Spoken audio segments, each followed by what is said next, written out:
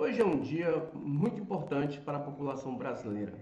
Talvez o dia mais importante dos últimos 37 anos, quando o Congresso, um colégio eleitoral, elegeu o presidente Tancredo Neves para o lugar dos militares que tinham dado o golpe político em 1964. Aí depois veio 1989 e aí o Fernando Collor foi eleito um presidente da República pelo voto direto, presidente civil, que é como deve ser, né? O militar é, na verdade, um servidor público.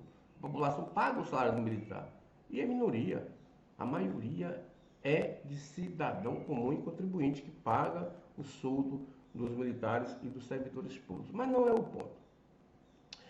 Pelo IBGE, 61% da população brasileira tem menos de 40 anos. Ou seja, não sentiu na pele a ditadura militar no Brasil. Ou seja, ela não viu com os próprios olhos, não foi proibida de fazer alguma coisa pelos militares. Eu vivi isso na pele no início do meu curso na Faculdade de Direito da Universidade Federal de Goiás, né? Ainda peguei parte da ditadura, em que os militares entravam, não era raro os militares entrarem na faculdade, se você tivesse fazendo reunião no centro acadêmico, puxar os estudantes para fora da faculdade e jogar você ali no chão da praça universitária, sendo vigiado por cães. Isso era fato rotineiro, sem qualquer expiação. Então, se tinha um movimento do Brasil, mandava os estudantes todos para a praça. Se os estudantes estivessem na praça, pior ainda. Esse era o regime militar. Se você quisesse compor uma música, gravar uma música ou escrever um livro de poesias até, você tinha que submeter o seu texto à censura da Polícia Federal. Ou seja, se a Polícia Federal, se a Dona Solange não carimbasse ali no filme, por exemplo, brasileiro, você não poderia assistir aquele filme. Tempo de trevas, evidentemente, de terrorismo, evidentemente, porque o cidadão é livre. Né? Desde que não cometa crime, ele pode fazer o que quiser, desde que a lei não o proíba. Mas os militares não queriam saber disso, né? Eles queriam era manter o poder nas suas mãos de militares, contra uma maioria civil, mesmo que subtraindo as liberdades dessa população. Isso, quem tem mais de 40 anos viu na pele. Mas não precisa ter mais de 40 anos para saber o que Hitler fez, não é? O que Stalin fez, o que Mussolini fez, o que outros ditadores pelo mundo fizeram, não é? Não precisa ter vivido da sua época. Os livros estão aí para isso. O conhecimento científico está aí para isso. Mas no Brasil tem uma percentagem aí de 36% de eleitores que acham normal o Jair Bolsonaro fazer discursos misóginos, discursos racistas, né? Discursos abrindo a Amazônia. O meio ambiente está aí, né? A temperatura está aí, o clima está aí. Não é? Nesse governo, na verdade, esse desgoverno desses 4 anos. E é uma pena, porque Bolsonaro foi eleito presidente da República para governar o país democraticamente. Ele foi eleito democraticamente, não é verdade? E depois da sua eleição, ninguém quis retirar-lhe o mandato concedido por votação popular, por voto popular. Ninguém foi no TSE dizer que as urnas roubaram o Bolsonaro. Ele ganhou a eleição no voto popular. Assim como ganhou a eleição nos 20 e poucos anos em que ele foi deputado federal pelo Rio de Janeiro, não é? Com as urnas eletrônicas, mesmo dizendo aquelas bobagens que ele dizia lá na Câmara, que todo mundo sabia, e que conseguiu sair do baixo clero por força desses 36% da população que pensam como ele.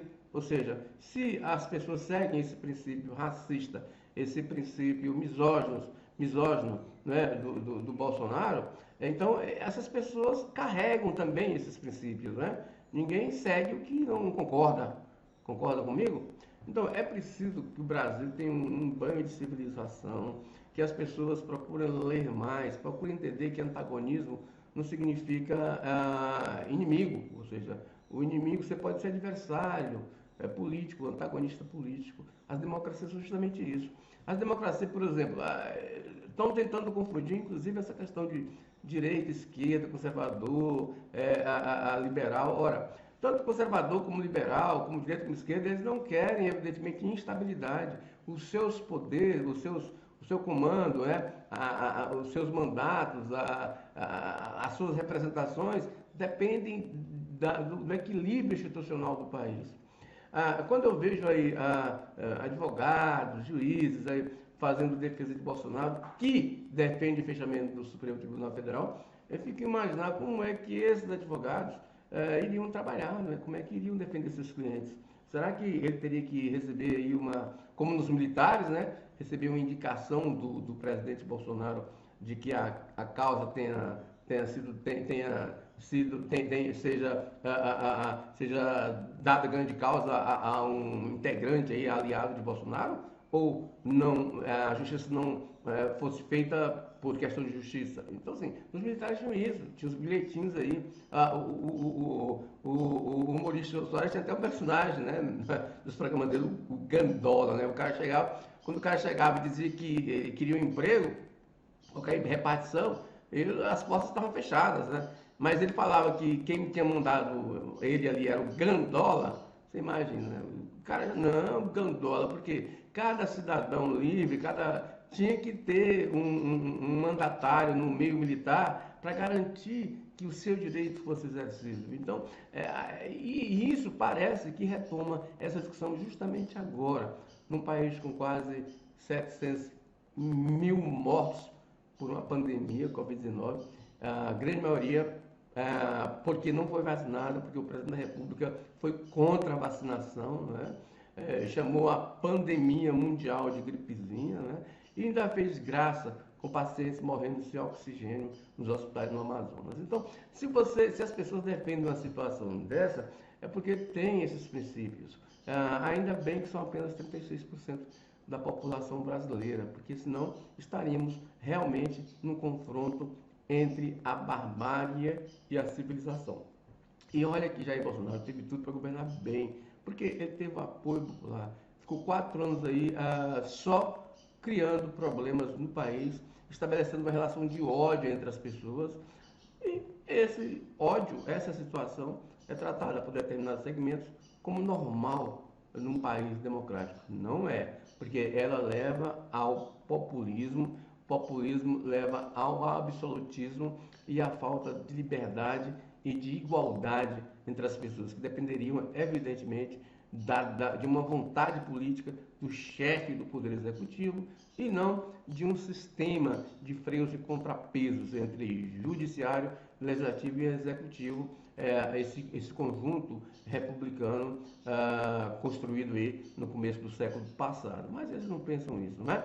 Eles estão aí com essa história, mas o voto às eleições de hoje é que podem brecar isso, como a população norte-americana brecou o Donald Trump nas eleições há 2 anos atrás. É ver para saber se o brasileiro prefere a barbárie ou a civilização. Aliás, vacinas no Brasil, o Brasil talvez tenha o melhor sistema único de saúde do planeta. Nem os Estados Unidos têm. Ou seja, as vacinas no país elas são aplicadas em 24 horas. O sistema é fantástico, o sistema de vacina. Mas mesmo assim, o Brasil, com a 7ª população mundial, apenas a 7ª população mundial, fica no 3º lugar no mundo em número de mortes pela Covid. É uma aberração que poderia não ter acontecido se o presidente da República não levasse adiante um processo incivilizado